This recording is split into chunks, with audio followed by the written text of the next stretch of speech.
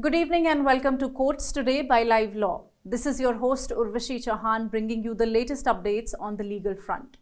This is your go-to source for all things legal. Let us start. Our regular viewers know about the controversy with regard to listing of matters in the Supreme Court. Mr. Dushyant Dave and Prashant Bhushan have written letters to the registry of the Supreme Court questioning listing of cases from different benches before Justice Bela M. Trivedi. In a similar situation, today, Senior Advocate Dr. Abhishek Manu Singhvi raised an objection before the Chief Justice of India regarding listing of the bail petition of Aam Aadmi Party leader Satyendar Jain before a bench led by Justice Bela Trivedi. He said that the case was listed before Justice A.S. Bopanna, who had heard it for more than 2 hours. However, CJI Chandrachud did not seem to be inclined to change the bench combination. The CJI clarified that the bail application was assigned to a bench led by Justice Trivedi since Justice Bopanna was not available due to health reasons. The matter was eventually heard by the bench of Justices Trivedi and Justice Satish Chandra Sharma.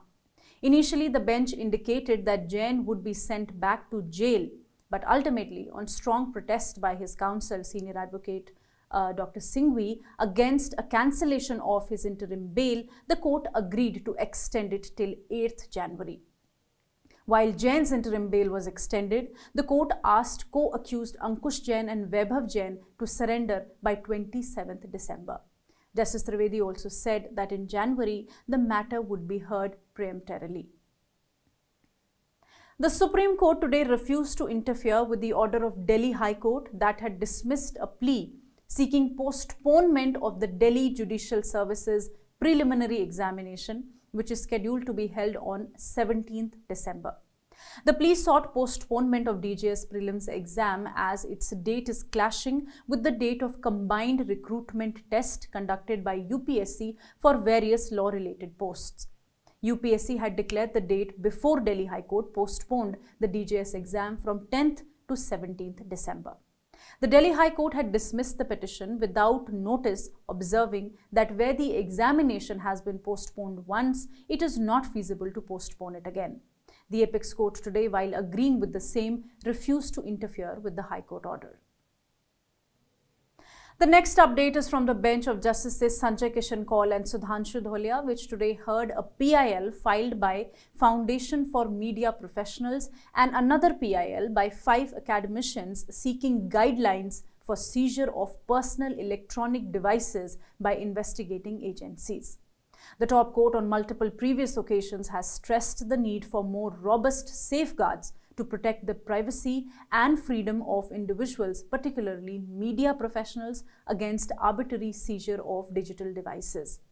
Today, Additional Solicitor General S.V. Raju assured the court that central agencies will follow the 2020 CBI Manual on Digital Evidence till the guidelines regarding the seizure of digital devices are finalized. The Supreme Court, while hearing a criminal appeal, expressed its shock at the conduct of an advocate for refusing to argue before the High Court bench. The matter concerns conviction of the accused persons in the case under several provisions of IPC. Against this conviction, the appellants moved the Allahabad High Court. Therein, the court had granted them bail till the disposal of the appeal. However, when the matter was listed for hearing, the counsel representing the appellants refused to argue before the High Court. Pursuant to this, the interim bail granted to the appellants was cancelled. Against this, the matter travelled to the top court. The matter was heard by Justices Abhay S. Oak and Pankaj Mittal, which said that such conduct may prima facie amount to criminal contempt. The court issued a show cause notice to the concerned advocate for his appearance before the Supreme Court. Additionally, the court also opined that the bail should not have been cancelled because of the default by appellant's counsel. Thus, the court restored the interim bail and clarified that if during the hearing of an appeal, unwarranted adjournment is sought, then the High Court can appoint amicus curiae in the matter. And now an update from the Allahabad High Court concerning Mathura's Krishna Janmabhumi Shahi Idgah Mosque dispute.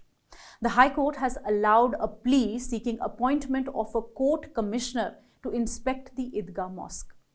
A bench of Justice Satyendar Jain passed this order on an application filed by the deity Bhagwan Shri Krishna Virajman and 7 others in an original suit pending in the High Court. In the suit, it was claimed that Lord Shri Krishna's birthplace lies beneath the mosque and that there are many signs which establish that the mosque is a Hindu temple. Hence, the appointment of a commission was essential. The suit emanated from an order of the Allahabad High Court transferring to itself all the suits pending before the Mathura court praying for various reliefs on the Shri Krishna Janmabhumi Shahi Idgah Mosque dispute. Also, let me tell you, in the suit, inter alia, a declaration has been sought that the land in dispute, including the area where the mosque is situated, vests in the deity and it seeks a direction to remove the mosque in question. The Supreme Court today dismissed the bail plea of Soumya Chaurasia in a money laundering case. She was the Deputy Secretary to former Chhattisgarh Chief Minister Bhupesh Baghel.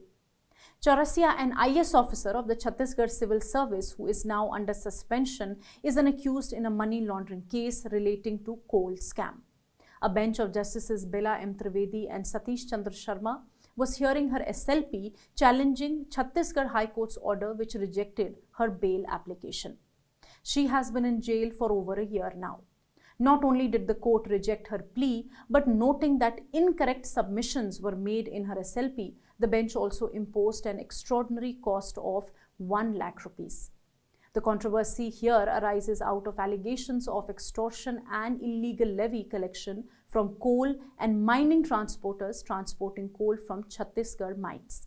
According to the Enforcement Directorate, the investigation has revealed a massive scam involving the illegal levy of 25 rupees per ton of coal, with the funds allegedly reaching 500 crores within 16 months.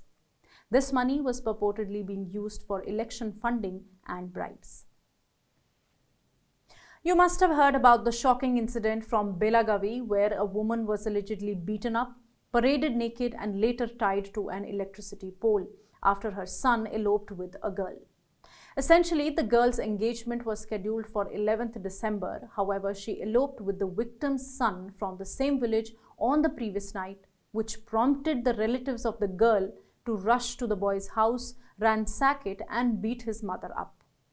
Earlier this week, the Karnataka High Court had taken suo motu cognizance of the matter.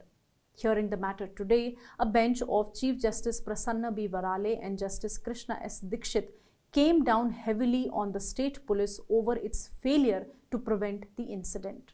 The court compared the incident to Mahabharata era, as it highlighted that even Draupadi got Lord Shri Krishna's help, but in the modern world, no one helped the lady, as this is a world of Duryodhans and Dushasans.